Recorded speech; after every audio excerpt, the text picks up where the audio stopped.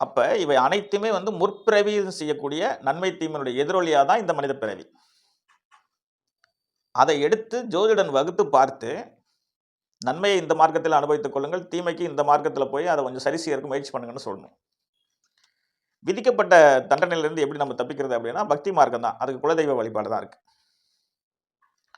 முன்னோர்கள் சாபம் என்பது வந்து நிறைய இருக்கு அப்படின்னு சொல்ற மாரி ஒரு கருத்து. அந்த நிறைய இருக்கு அப்படிங்கிறதுல சில குற்றங்கள் ஜாதக கட்டத்தில பார்த்தாலே தெரியும். பூர்வ புண்ணியஸ்தானம் கெட்டு போயிருக்கும்.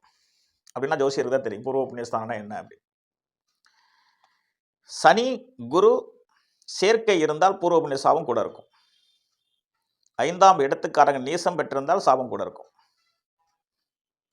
அதாவது மற்றவருடைய கம்பேர் பண்ணும்போது, இவர் ஒருபடி ஏதாவது ஒரு வகையில பெரிய பாதிப்பை அடைவார். கூட.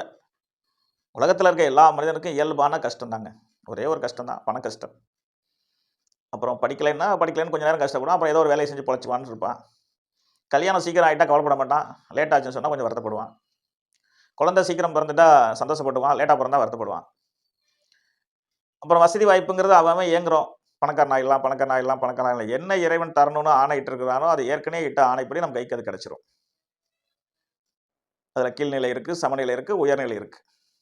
நம் நிலையை நாமளே அறிஞ்சுக்கலாம். அறிஞ்சிட்டு சந்தோஷமா மகிழ்ச்சியா இருக்கலாம். அவ்வளவுதான் விஷயம். ஜோதிடத்தில் வந்து நம்மளுடைய அளவுகோலையே தெரிஞ்சுக்கலாம். நம்ம எந்த அளவுக்கு நம்முடைய வாழ்க்கையில வந்து மாற்றங்களை நம்ம சந்திக்கலாம். அல்லது மாற்றங்களை சந்திக்க முடியாது அப்படின்னு தெரிஞ்சுக்கலாம். இதையெல்லாம் தெரிஞ்சு தான் மக்கள்ட்ட வந்து ஜோதிடன் சொல்லணுமே தவிர, முன்னோர்கள் சாபம் நிறைய இருக்கு. அது அறிஞ்சவனுக்கும் தெரியாது, அறியாதவனுக்கும் தெரியாது, படிச்சவனுக்கும் தெரியாது, பாமரனுக்கும் தெரியாது. இவர் வெறுமனே சொல்லி விட்டுருவார் ஜோசியர், முன்னோர்கள் சாபம். நான் சொன்ன முன்னாடி சொன்ன ஜோதிட விளக்கப்படி ஒருவேளை கட்டத்துல இருந்துச்சுன்னா, ஜோதிடர்கள் சொல்லுங்க.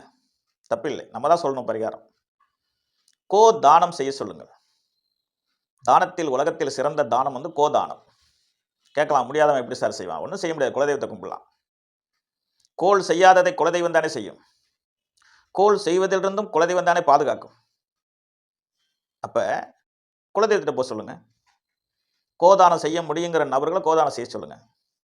நான் கிட்டத்தட்ட ஒரு 15லிருந்து 20 பேர்களுக்கு கோதானம் செய்ய சொல்லியிருக்கேன்.